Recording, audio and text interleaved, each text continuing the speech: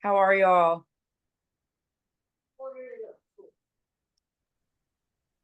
Hello. So glad to have everybody here. Thank you guys for joining. Hi. Almost end of the week, right?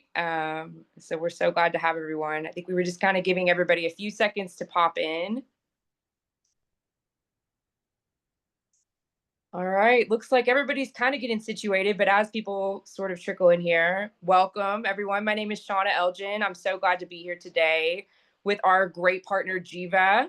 I'll let everybody we'll hop right into it and that will cover introductions. But from the NSBA side, we're fortunate to be able to have partners help our small business community navigate what AI means, what it could mean for their future as a small business owner, and the potential just that it's shaping for the entire economy, how we can participate in that productively.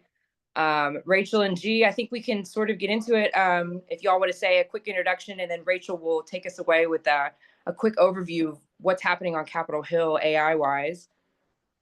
Yeah, Yeah. absolutely. I can go first and do a quick introduction. Thank you so much, everyone, for joining. I know how valuable everyone's time is, so very excited to have you guys here.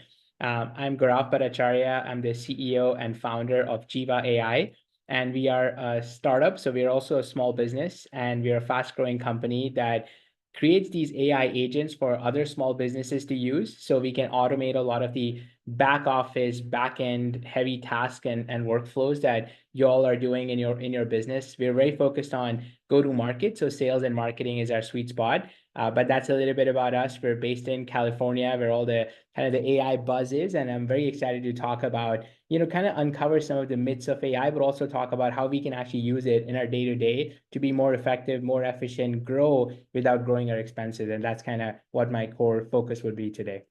Over to Rachel. Hi, everyone. Thanks so much for joining. And I'm going to get into, I guess, our presentation on the policy side in a little bit. But yeah, my name is Rachel Gray. I'm on the government affairs team here at NSBA. I'm the director of research and regulatory policy. So yeah, just want to say thank you all for attending. And before the great folks at Jeeva tell us all about their excellent tools, I just want to give an overview of the AI policy landscape here in DC. So Shauna, Ian, am I good to launch into that? Okay, fantastic. So in the 118th Congress, which was the previous Congress, we're now in the 119th. AI-focused task forces in both the House and the Senate released roadmaps for lawmakers as they consider how to address the emerging technology that is AI. And the Senate roadmap, which we'll discuss in greater detail, was largely informed by AI information sessions. They were for senators only, and they were led by industry and academia.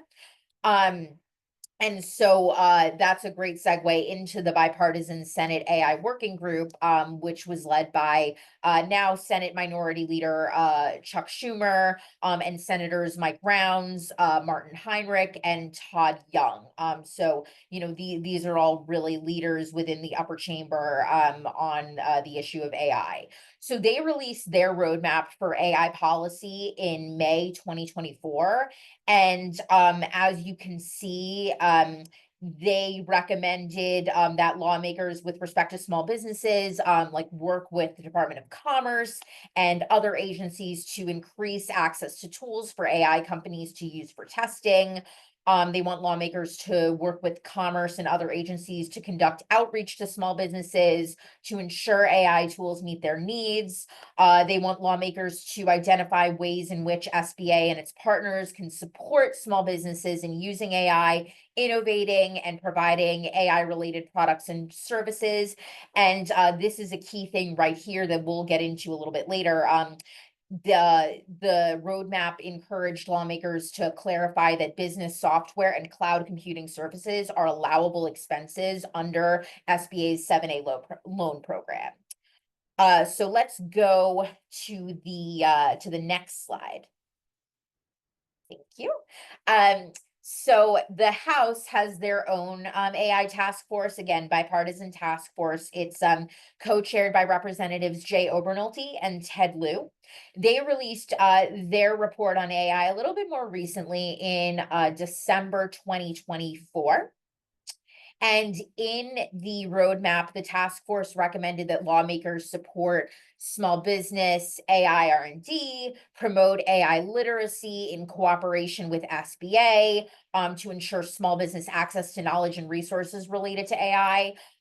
They recommended that lawmakers consider approaches to AI regulation that are not one size fits all.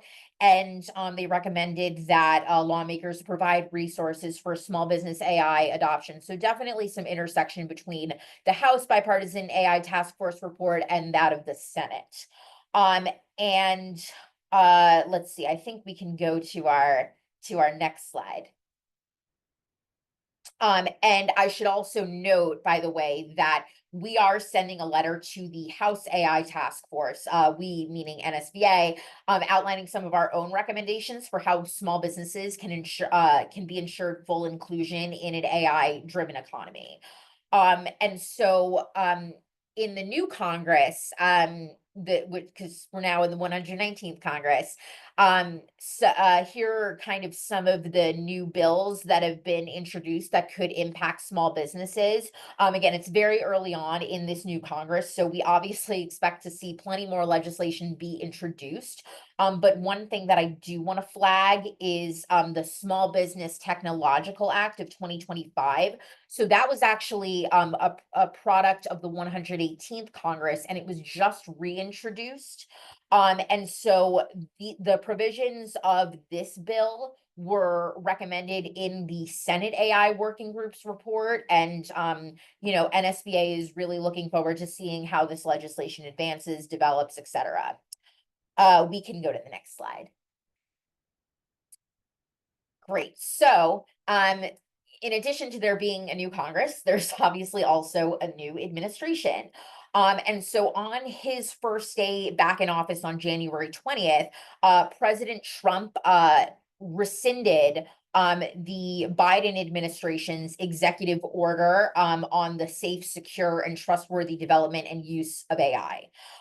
So this executive order had imposed significant reporting requirements on developing powerful AI models that could pose a serious risk to national security, public health, or safety. And it also directed federal agencies, to develop their own plans on internal AI deployment. And so that executive order also directed federal agencies to put safeguards on their own AI use and issue guidance for federal contractors on certain uses of AI in the workplace. So that's all been rescinded by President Trump. And we can go to the next slide. So on January 23rd, Trump signed, go back one. Thank you. So on January 23rd, Trump signed his own EO, his own executive order, basically removing all of these kind of restrictions on AI that were kind of outlined in the Biden administration's executive order. So this executive order directs Trump administration officials to review all policies, directives, regulations, orders, and other actions flowing from the revoked Biden executive order. And so the purpose of administration review is to remove inconsistencies with the Trump administration goal of global AI dominance. And so where there are inconsistencies, the executive order directs officials to suspend, revise, or rescind the policies and actions. So definitely expecting to see fewer guardrails over this emerging technology within the Trump administration. And we can go to the next slide. So more specifically, on February 6th, the National Science Foundation put out a request for information on the development of an AI action plan that's open, for public comment. And so the plan was directed by Trump's January 23rd executive order. And so it's basically intended to define the priority policy actions needed to sustain and enhance America's AI dominance and to ensure that unnecessarily burdensome requirements don't hamper private sector AI innovation. So Trump and his administration clearly want to see an acceleration of, just American AI innovation. And just, want to note that NSBA is going to be submitting comments to ensure that our members and the small business community as a whole have a voice in how the administration addresses AI going forward. So we can go to the next slide.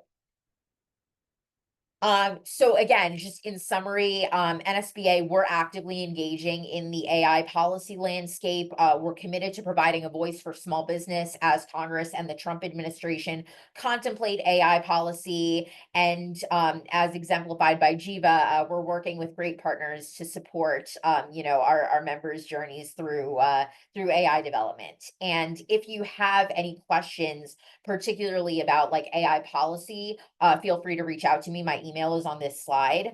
And then of course, visit Jeeva.ai to learn more about how AI can help optimize your small business. So again, just want to thank everyone for letting me kind of give an overview of where we are there. And I'm gonna hand it off to G. Nice. Thank you so much, Rachel. That was amazing.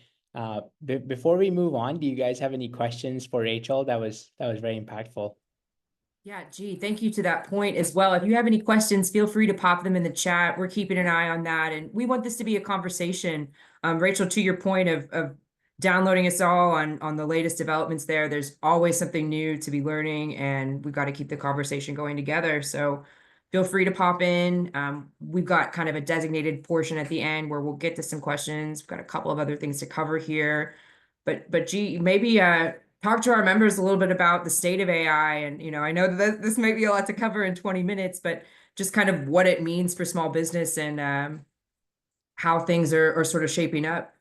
Yeah, absolutely, Shayna. I think it's such an important topic.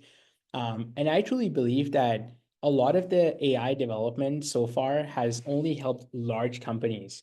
If you think about it, like when we had personal computers and even when we had the internet, what I believe is, and if you think about it, Shayna, I truly believe that the world's GDP is controlled by small businesses, right? Like even if obviously we look at Nvidia, looks very nice when they're $5 trillion or whatever the market cap now is for them. However, 80% of United States GDP and even more in other countries is small businesses, right? But the GDP is not growing so much. So AI actually hasn't helped small businesses so much.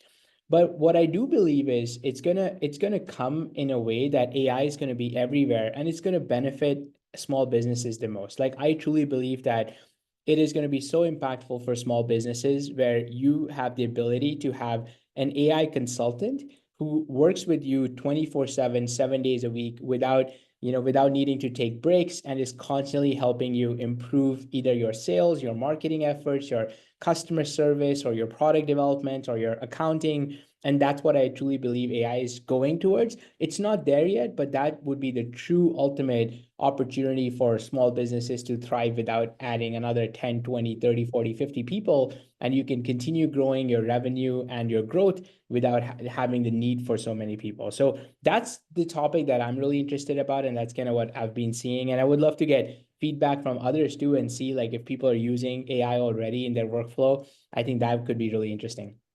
So less a threat, more of a prospect, to have an assistant. So many small businesses don't get that opportunity to have, like you were saying, the resources that bigger companies do when they have a full-time assistant. But AI sort of offers an opportunity to reconcile some of that.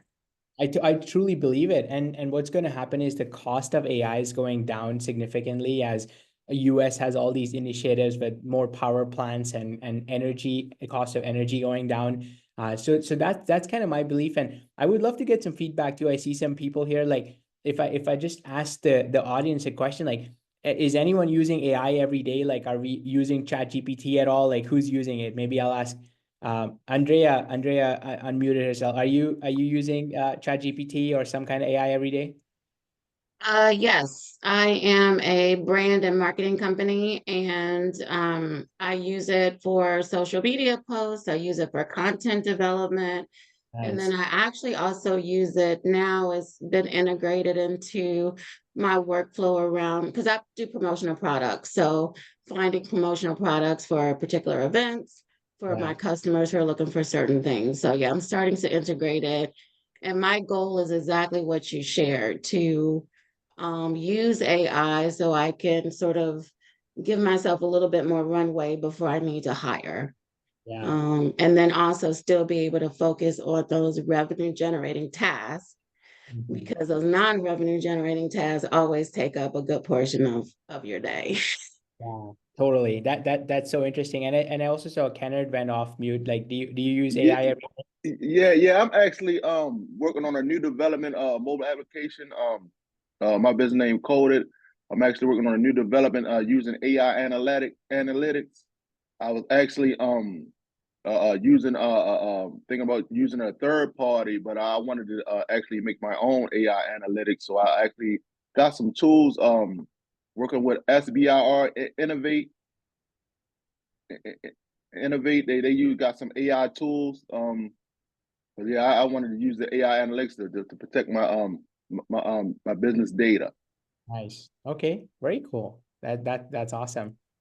What were And some things, I hear a lot from our membership that they're just not so sure, how can they be comfortable with AI, not so familiar with it, how did you guys overcome those hurdles? I see everybody sort of responding here on who uses AI. It seems like more people do than maybe I thought. What are some things that you are seeing that sort of help people overcome that uncertainty about AI? yeah, that is so interesting, Shayna. I feel like AI technically has been under development for about 20 years now, or even like 10 years per se, but I feel ChatGPT kind of made it super available for everybody to use it. And now we have Gemini, we have like a lot of these kind of tools. It's such a great question of like whether it's going to hurt us.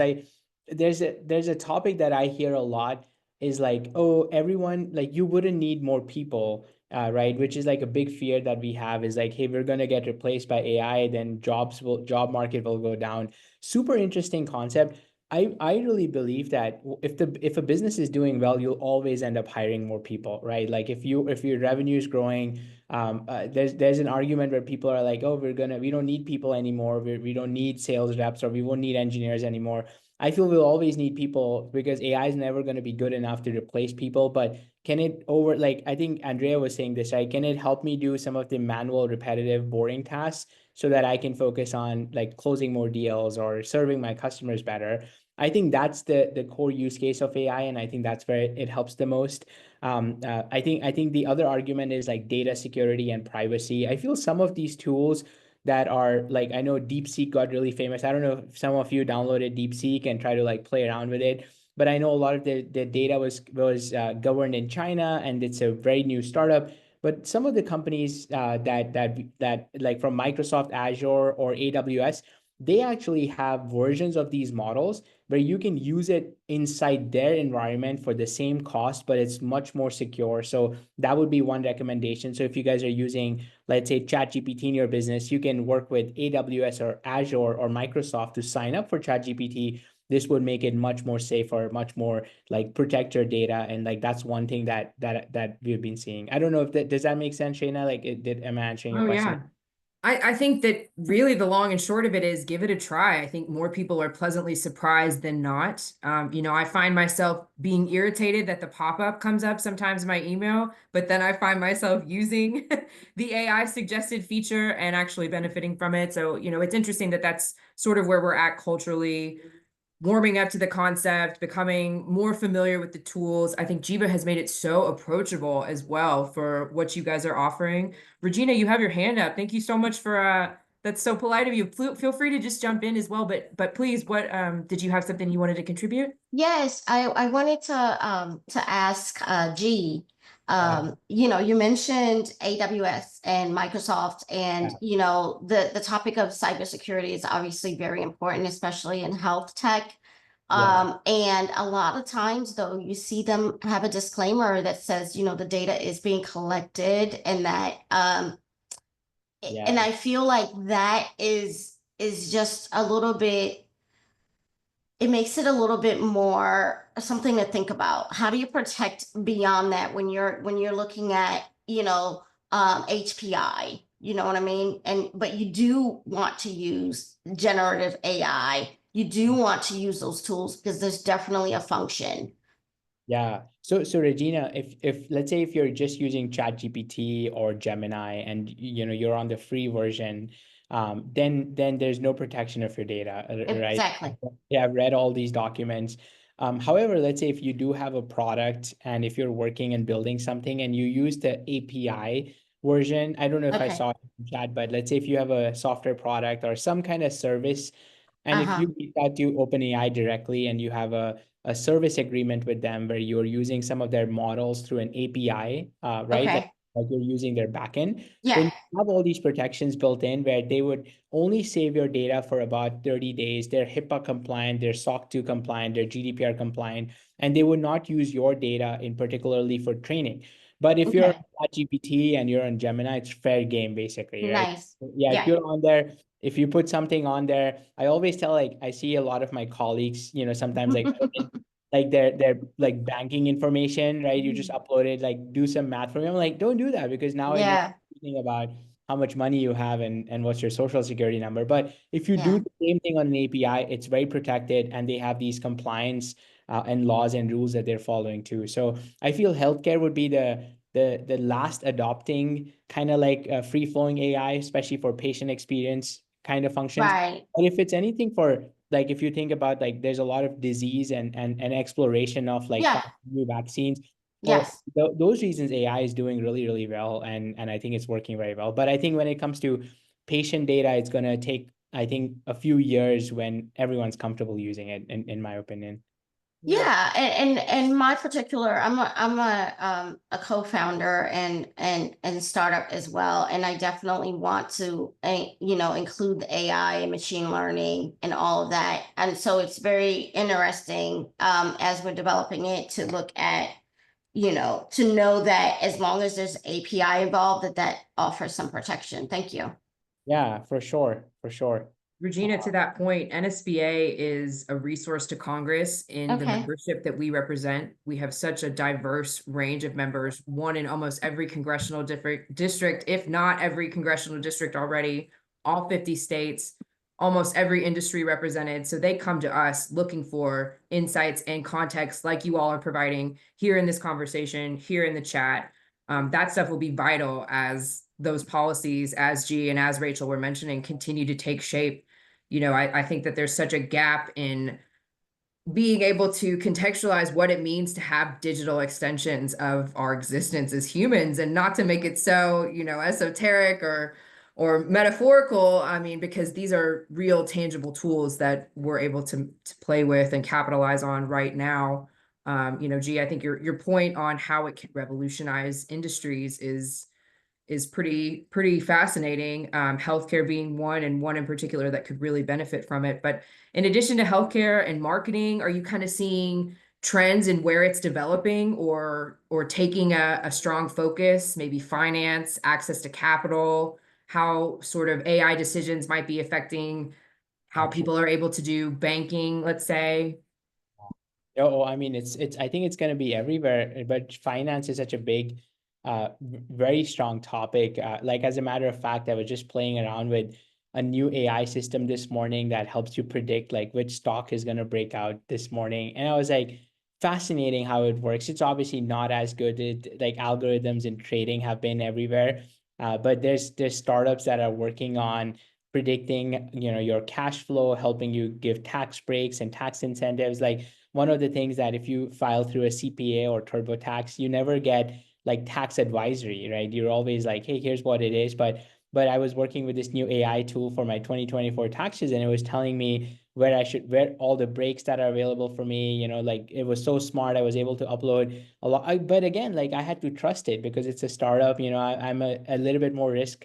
I'm not as risk averse as some of my other folks. Like I gave it to my brother and he was like, hell no, I'm not gonna do this. But I did it and it gave me like it knew my income, my expenses, it knew like kind of my status, my business. So it was able to give me a lot of tax breaks and what I should do and what strategies I could use while try to reduce tax while being very compliant and legally do it, which was fascinating, right? So I feel like these small things and small breaks giving you small edges in saving capital or increasing your revenue as a small business, I feel AI is going to be pretty fascinating there. So I feel finance is a big topic where I think it's coming up. Yeah.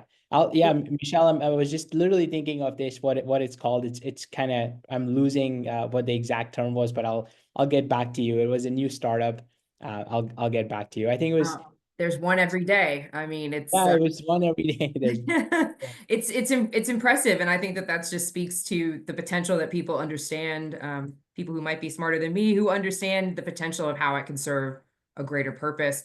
Talking about information and insight that it provides, I think it makes folks more prepared to participate in conversations like you were saying. Like you have a roadmap of how to engage in the TurboTax process potentially. Let's say it raises something that you have a question about that you might not have had time to research or put together otherwise. And that even if you go in statically with those list of questions, let's say you're at a doctor's office, I think it helps just have more informed conversation. So those are ways that we're seeing, kind of on the flip side of that, hearing some horror stories.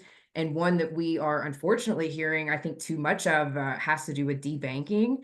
And I know that that's more of a generalized finance term, of course, but in as far as it applies to the small business community, we've heard AI informing decisions for banks that they should flag certain customers' accounts because they're making cash deposits too quickly, or in a fashion that is a red flag and that therefore a risk to the bank.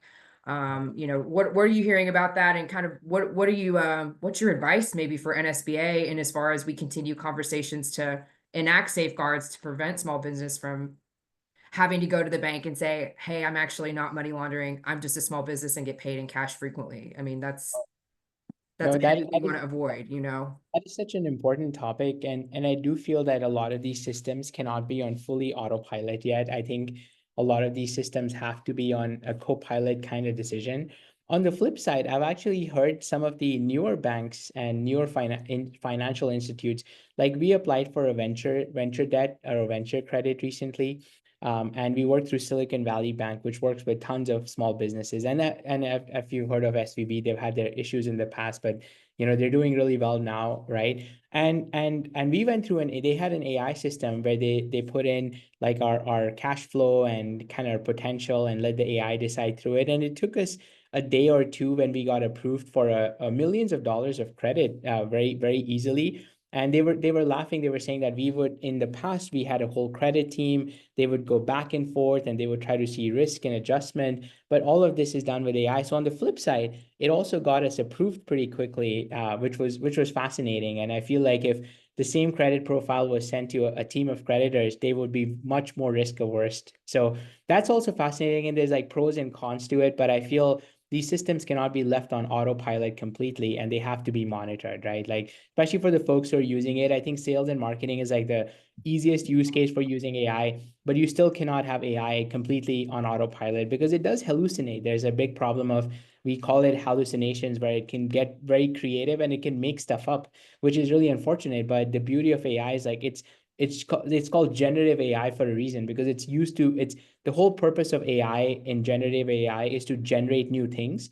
And the first thing it looks for is like in its own database what it knows, and and then it can extrapolate information and take your information and say, okay, here's what I'm generating. But a lot of times, if it doesn't exist, it might still generate things, because that's like the core goal that was given to this AI, is to generate no matter what, right? It usually doesn't come back to you and say, hey, I actually don't know that stuff, right? Or I don't know about this, but it is tuned to come up with something, and it could be false information. So that's something we have to be very careful of.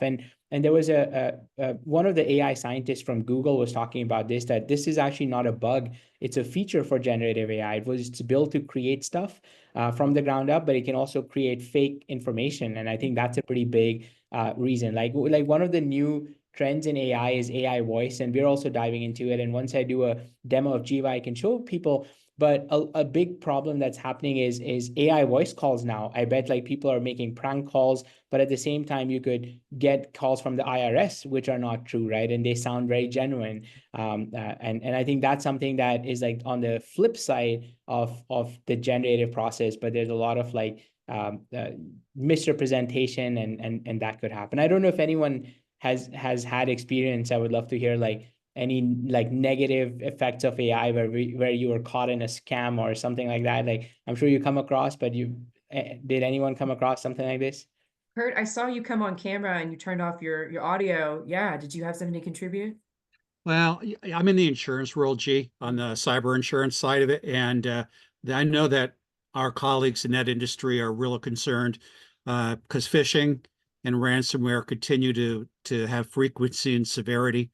And now the bad guys are using AI to further fake, getting into accounts receivables and finding who the accounts payable person is and actually sending emails with voice technology. So it really is coming from that. But gee, I wanted to ask in your sales outbound, Yeah. are you able to take like like if I was to utilize your software, would you be able to utilize me instead of Jason as an image and Oh, voice? yeah. Oh, absolutely. Yeah, Jason's just a kind of representation of like, showing that we were trying to humanize AI agents and we wanted to give them a face and a voice, basically. But everything comes on your behalf, Kurt. So let's say if you were doing an outreach, you can personalize it based on who you want to reach out to. You can find contacts. Everything goes out from your email. We do a single sign-on integration with your Outlook or your Gmail account, obviously through highest security standards, but then AI will create it. We'll show you every morning you wake up. We'll be like, hey, I found some new insurance clients for you that you haven't spoken with in the past. Here's all the research on them. Here's a campaign I wrote for you from your LinkedIn, from your email. You just have to say proofread, edit, send, proofread, edit, send, right? So it's not sending on your behalf. It's getting the work, 90% of the work done for you, where you just wake up and it's ready to go out and you're just proofreading, approving, proofreading, approving. But it goes out from you and your team. And then even the responses come in your inboxes, in your LinkedIn accounts. So you guys can pick up the conversation from wherever you live and breathe every day, basically. Yeah, that And is might it? actually. Oh, I'm sorry, Shane. Kurt. No, no, Is it please. through LinkedIn? Or, I mean, social media, or people doing it regular, like email to email? Yeah. I'm so uneducated in all this. I feel like technology is moving so much faster Yeah. than I can comprehend. No, actually this is a really cool segue. Maybe I can do a quick demo. I know I didn't want to make this like a sales pitch for Jeeva, but maybe I can do a quick demo for you, Kurt, and for anyone else that could be interesting. But also shows like how we're thinking about applications in AI. Would that be okay, Shayna? Can I just dive in and Yeah. I was just Yeah, gonna that would be say, great. if you don't mind, that'd be awesome. And do you need share screen capabilities? Or are you able to do that? let me try it here. No, Yes, sir. I can do it. There we It's go. Great, awesome. So just a little bit about kind of like why we started this company and kind of what we are focused on. But we're a small business, like majority of all of you guys, and what I really believe is like we have this model where we say time is money, and what we want to do is like help you multiply more of both with AI, and that's the core focus on where we focus on for small businesses. But the whole premise for us is like a little bit about the company and kind of what we built is like we believe that anything that doesn't require deep human connection, right? Like I think Regina and we were chatting, Kenneth were chatting, like the conversation with Kurt, we don't think AI would ever do that. And it's never going to be good enough to actually replace human connections. But anything beyond that, that's manual, repetitive, we believe can be done better, faster, cheaper with AI. So that's the core focus on what we try to do and what we're trying to achieve here. And the whole premise for us is like this concept of AI agents, where you're going to have these assistants and agents that are going to work for you and focus on helping you with like back office tasks. Our core focus on why we started Jeeva was that we found that salespeople are only selling 35% of the time. Not like majority of the time, if you guys are in sales and as founders of SMBs, we are always selling, right? Either we are selling people to join us, we're selling for loans, we're selling our product or our service, right? So I believe that majority of the time we're doing back office tasks and not actually closing deals. And that's what we wanted to change with AI. So we build these fully autonomous AI agents that can work on your behalf to basically help you find leads, help you find good data, enrich data, do hyper-personalized outreach on your behalf on email, LinkedIn, other tools, and can replace a bunch of technology at a much cheaper cost in a single place. So that's what we have built. But the whole premise is, and I think Kurt was saying this, right? But Jim is like our outbound agent. He is basically built using AI from the ground up to help you find more leads at a cheaper cost. And then he can also do personalized outreach 24/7 on your behalf. Then we have an inbound agent, which can look at your website every day and see who's visiting. So if there's any good lead that comes on your site, even without filling a form, we can highlight that for you. We can show you that lead so you can focus on closing that deal. Then we also have a chat agent, which can 24/7 answer queries on your behalf, kind of like helping you close more deals while you're sleeping. So you're always trying to convert more business. We're even going to have like a voice agent in a very better way where you can drop voicemails, do text messages, so we can have more channels. But the whole premise is we've built this in a really simple way where, as a founder, as a salesperson, I can come in the morning and I can say hey, I want to reach out to this is my ideal customer profile, right? I sell to other, for Kurt, I can say I sell to other business owners, CEOs, CFOs, chief operating officer, or presidents for my insurance service. I'm making something up, Kurt. Obviously, I have to learn more about you, but let's say that's the focus, or chief technology officers, right, for cybersecurity insurance. You basically come up with your persona. Once you hit let's go, our AI agent will basically scrape the internet for you. We have access to tools like ZoomInfo and Apollo, like the other paid sources which we pay for. But we also have Wikipedia, census data, small business sites, right? All the open source data, like Wikipedia and Google searches. We'll pull all the information for you. We're going to find all the right emails, their cell phone numbers, really good verified information. And the whole premise is with AI, you can automate this. Imagine it's like a salesperson who's 24/7 prospecting for you. So imagine if Kurt hired me as a sales development rep in his team. I'd be like, Kurt, give me your top 10 customers. Let me go find the next 100 for you. Let me go find the next 1,000 for you. And that's exactly what this agent's going to do 24/7, 7 days a week. Now, once you have a great lead list, you can then also do outreach directly through here. So now I can hook in my LinkedIn, I can hook in my email. We're going to obviously have other social channels in the future. We'll have calling and texting, but then AI will basically create the whole sequence for you and we'll personalize it for everyone. So I can basically say all the way hey, Shayna, I saw you in Washington, D.C., right? Have you tried this new Indian restaurant that just opened close to DuPont Circle, right? Or close to Union Station. Again, I'm making this up, but literally could research where Shayna lives, what has she done, what is she posting about. Rachel just talked about AI policy. It could talk about that. It would make it super relevant for the people we're reaching out to. Almost the work that reps would do on their own. We'll have it done, ready for you. It'll send the first message, then pause for a few days, send a second email, pause for a few days, do a LinkedIn outreach. But the whole premise is that you guys wake up in the morning and AI would have done all the work for you. Once you hit let's go, everything would be ready for you. So imagine if I'm a founder, I wake up and AI is like, I found you 100 leads, and you can say these 50 look good. Let's put them in a campaign. By the way, I've drafted 70 emails for you. So all you're doing is proofread, approve, send, proofread, approve, send, and then everything shows up in a single place where you're just coming in, responding, booking more meetings, and closing more deals, right? So the whole premise is how can AI do the job of 5 SDRs, BDRs that you would need to hire, or 10 salespeople.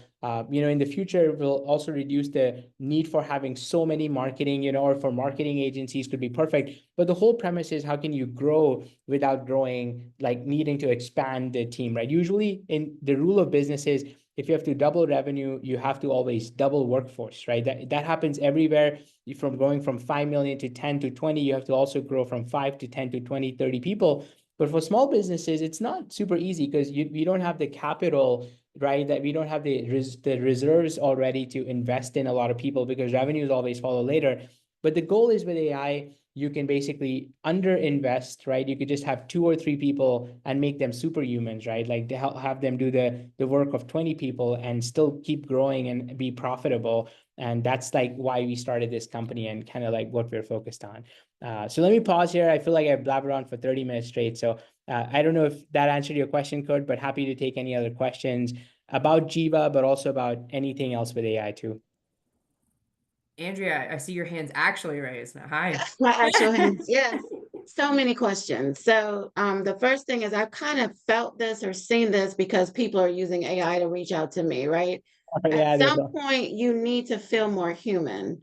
So course. I think there's a balance between how many, what the workflow is, how many emails you send or how many chats you send in LinkedIn. Um, Totally. and so I'm wondering how you address that. Secondly, I'm wondering, because AI is so efficient, wonder if you get more hits than, like, for example, if you identify your college, like I went to Spelman, and so my hit ratio with other Spelman women is probably going to be way higher than normal. And 100%. but then what's going to happen is there's only one of me. So can AI go then schedule on my calendar and know when I'm kind of full so that then all these folks who have responded are not waiting for a week? Yeah, no, that's so true, Andrea. There's other tools that we don't have, but there's a tool called Calendly, which is free, and you can just put your scheduling link, and it's gonna look at your schedule to make sure if you're blocked out to like properly make sure that your schedule is managed. And I totally agree with you where that we don't want you AI to just spam people and send a bunch of like hundreds of messages. We just wanted to do research for you in advance so you can figure out a way or the best way to contact and you don't have to think about it. So it would hopefully have found like a common connection with you where you went to school, maybe like a good restaurant close to them, maybe what that person posted, what is important to them, and just notify you and have something ready for you where you can add your human touch. I think the goal is not to kind of spam people, which is true. I think if you send 100 emails by yourself, right? Like if you took the time to write it, I promise that'll do much better than 1,000 AI emails, because a lot of times these AI emails get blocked by some of the carriers too. So we actually recommend folks sending from their own email. We'll just draft it for you. It's going to be ready for you. But we would actually want you to send it. I think that works better. Same for LinkedIn. LinkedIn has like a lot of rules around how many people you can reach out to in a day. So you can't actually blast like 1,000 people. It has to be 20 people every day, but it's going to just help you get more consistent, right? So if it's on autopilot, then you're basically reaching out to 20 people a day, 7 days a week, right? That's 120 people or 140 people. That's basically, what is that? Like 560 people, right, in a month. Whereas if you were doing it manually, you probably only reach out to 5 or 10 or do it in a couple of days and forget about it. It just makes it consistent, right? 560 people in a month over 12 months is like 6,000 people that you're adding and connecting with in your network and hopefully sparking conversations with them. So that's where it can be really useful, is to make you consistent and yeah, that's what Andrea, have you used Calendly? Have you had experiences with that or thoughts on it? I have thoughts on it. And because a lot of people are using these AI campaigns, and I just think Calendly is so impersonal for me as the potential customer to have to go in and schedule versus a person coming in to say, what works for you. So I'm a little scared, definitely skittish about I Calendly. see people recommending some other stuff in the chat, and I see people asking about other things, other products potentially. And just to the point of Calendly and all of these applications that are integrating AI, where I just feel like Jeeva has really gotten ahead of kind of the competition on the market. You guys are developing from the starting point of AI. You didn't have to go back and reintegrate or reform. I'm sure your founding story is incredible, and learning about all of that. I'm sure you didn't do it alone either. So like we had a couple of questions here, do you have any other recommendations for expense programs? Like let's say Ray had a question here about, if he could get the headache off of his plate of having to go through that every month. I think that might be a tremendous tool. Maybe Jeeva's looking at expanding beyond leads as well. I'm sure the platform is developing all the time. Yeah, totally. I think expense management is super interesting. Eric, are you still on? Can you expand on like what you're looking for? It was Ray, I said, and I'm just sort of reading the chat here, and we're kind of headed at the end of time. If you just want to maybe talk generally, but to that point and to the strengths of Jeeva and how they've been able to really kind of carve out what's focused and what's necessary and how you're expanding from there. Yeah, I totally agree. I think Shayna, for us, when we think about Jeeva, we really think about AI agents, and how do we combine a lot of small functionality into a single place. Like, I'll give an example. I'll go through everything. So when you're in a small business, and let's say you want a sales stack and a marketing stack, you have to use something for finding leads. And it's very expensive. If you look at something like a ZoomInfo for finding data, and if you have like a team of people who are enriching data, it could be almost like $1 a lead. And a lot of times these leads are crap, and you basically spend a lot of time and thousands of dollars to spend on list building. So we use AI to help you build lists at a much cheaper cost, like 1/10 of the cost. The other thing that you need is like some kind of scheduling tool, right? Like scheduling calendars or sending outreach through email and LinkedIn message. All of that is we're trying to automate with AI now. The next step to that could also be like just content marketing and management, right? Like writing blogs, doing ads, social media marketing, posting on your behalf. We would also be building agents that can automate all of those things as well. The whole premise for us is like, what are these small tasks that humans can obviously do? It's not that AI will do a much better job than someone who's 100% focused on it, but can chip away at some of the manual work that your team might be doing so that they could do twice as more or thrice as more and just be more effective and efficient. And that's like the core premise of where we truly believe that AI is going to be very helpful, right? Like there was a quote by Sam Altman, who's the founder of OpenAI, and he said that having a 10% billion-dollar company is not far away from us. And that's what we want to build, right? We want to have maybe like 1 million more small businesses that start next year because of AI, and 1 million more businesses that can keep running because of AI. And that's what we want to focus on, is that we truly believe that hopefully Andrea and Kurt can build like the next 10% billion-dollar company, right? And that's that. I think that's very exciting. And I truly believe that having multiple 10, 20, $100 million businesses and even multiple billion-dollar businesses are much better than having one big NVIDIA, one big Microsoft, and one big Google. And I think that's where AI is headed, and that's where it could be super impactful for small businesses. And that's kind of where I feel the market's headed, Shayna. I think that you took the words right out of our mouth. NSBA, like Rachel was sort of mentioning at the beginning, we're working very closely with Congress. You know, they're relying on NSBA to provide them perspective and context, especially as they're shaping policy that's related to everything that G just described. I'm throwing in the chat our latest issue brief on AI, and it's kind of just our general starting point of where NSBA kind of stands. You know, the influences that we're sort of seeing and where we want to take things for small business related to AI.